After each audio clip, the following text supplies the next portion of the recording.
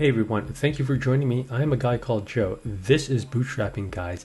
Today we're going to go into Google Data Studio and talk about the access controls.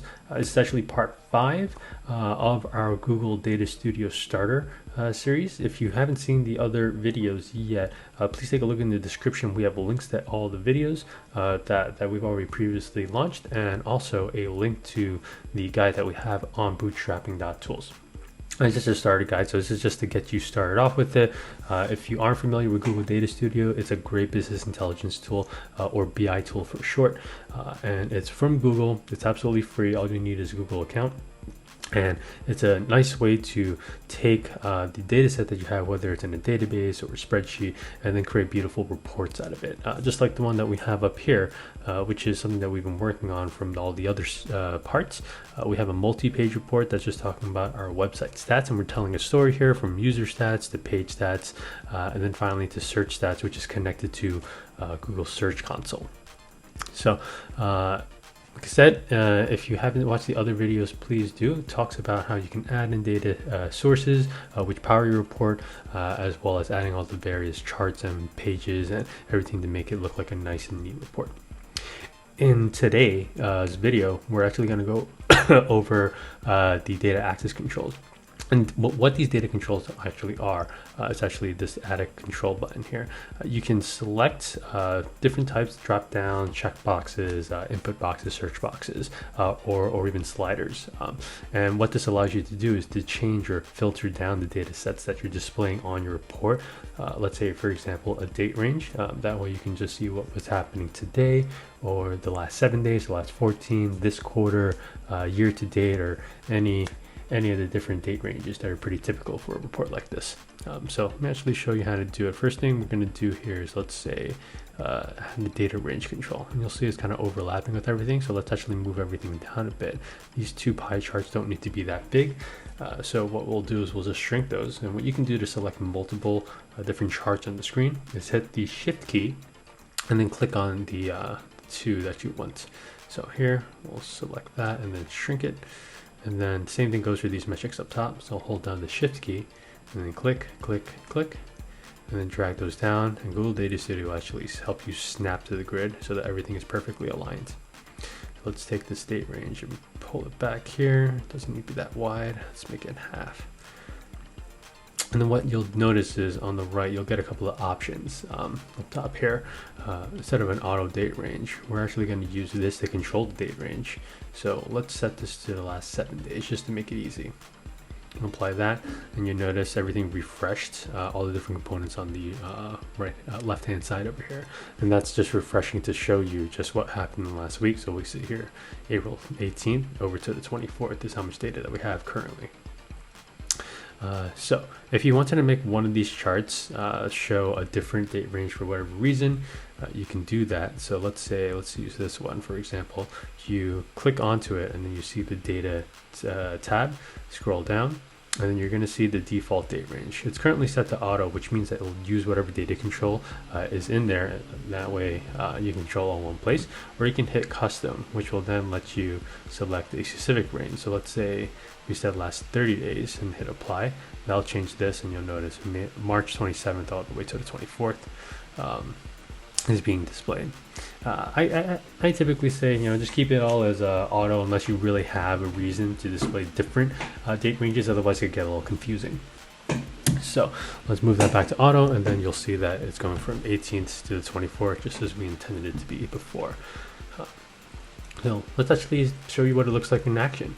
So click on the view button here, and you can see what the report looks like in real time for any of your end users.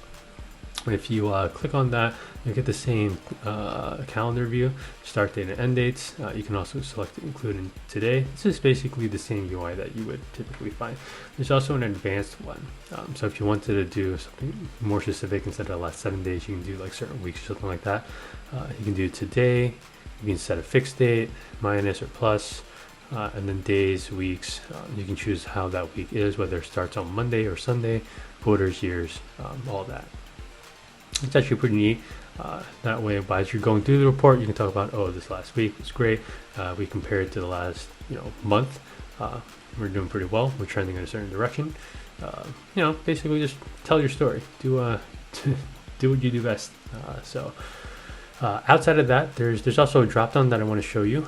So click on the add a control drop down again, and then click the drop down list. Let's place that right here, and then we'll line up that up over here. So it's nice and neat. And to set a date, you can choose any of the fields that are available in your data set. So we can say, let's say region for now. That'd be actually good. Actually, no, let's do country. I think our map down below is actually using country, so might as well use country to stay aligned. I can show you what it looks like. Now that we have it set up, go to view. And then when we click on this, we expect to have a bunch of countries which map up with the map that my bubble is currently blocking.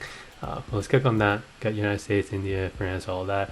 Let's say only United Kingdom.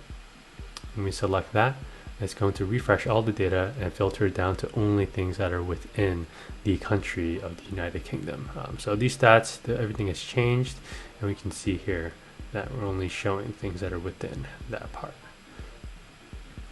So you can also select multiple from this drop down. So we can say these three, and then I'll refresh the data, and then you'll just see bubbles in those areas. So okay, India, and then we have France, and then the United Kingdom. There's a bunch of different types of data controls you can do input boxes, you can do advanced filters, sliders, checkboxes, all these different things. The checkbox requires that you have a true or false fields to like use that with. So if you, let's say your spreadsheet had like a matched or unmatched column or something like that, you can just have that set to true or false. You can use checkbox on that. Slider requires metrics, so something along maybe like page views or a score or something like that. Really helpful for when you're, say, taking a look at your NPS surveys and you create a dashboard for your NPS survey, and you want to only see everything that was just promoters or like 8, 9, and 10 scores or whatever. Something like that is really useful. If you're a teacher, you can take a look at all the students that are within your top 10 percentile, within your top 20, within failing or whatever makes sense for you. You also have advanced filters, which is actually kind of cool, so I will show you this one. Let's say, so this is set to user type right now. Let's make that wider. Maybe not user type, but maybe what we can do is, because we have the user types already, so it doesn't make sense. We all have the users and then the new users. Maybe what we can do is, what's a good one?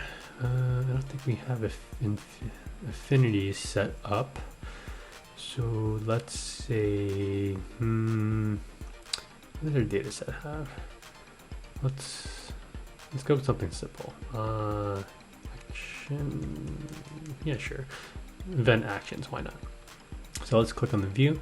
So you can do event action equals. So you can just select to say this equals exactly contains starts with. You can do some regex if you know regex, and then in basically this means you can set a multiple more than one number of values, and they'll just be comma separated. You just it'll match up anything that matches one of those icons. So let's do contains though for now. Let's say action. I think typical action is click. Maybe we'll show with something I don't know exactly what is spelled, but yeah, there we go. Okay, so event action contains click. So now you have filtered down all of your users who had at least one click action within that time frame. And if we wanted to boil it down even further, let's say just the United States. Now we're seeing only users that had a click event within the United States between the dates of April 18th to April 24th. You can see how this is like a really nice way to kind of control your data or showcase your data while you're presenting. You can do the same thing for any one of the other pages here. It's just one of the cool things about DataStudio. You can have controls set, and then for each page you can have it separated out. So that it has its own controller, or you can have a controller last throughout all the pages. And so let me show you how that's actually done. So we highlight all of these, remember with the shift key, and then you click. You can actually set this to be a report level filter. So if you right click here, then you can have the action to say make report level. That's actually going to turn the outline to purple instead of blue. So when you click on this guy, you'll notice it's blue, but then this one is purple. That's just like a color indicator, so you know what you're working with. And what this will do is, as you go through the pages, that's always going to appear up there. So obviously it's not very pretty at the moment. We can fix that at some other time. But this way, your day filter or your just whatever filters that you have will persist across multiple different pages, no matter what. That way you can set it, and then you can just go through your presentation. But that's basically it for this segment, this series, this part of our Google Data Studio Starter Series. If you have any questions or you have a hard time, don't be shy. Please post a comment in the section below. We'll respond to anyone who has questions or needs help. We're trying to make sure that everybody has the tools they need in order to excel themselves. Always get better. Right?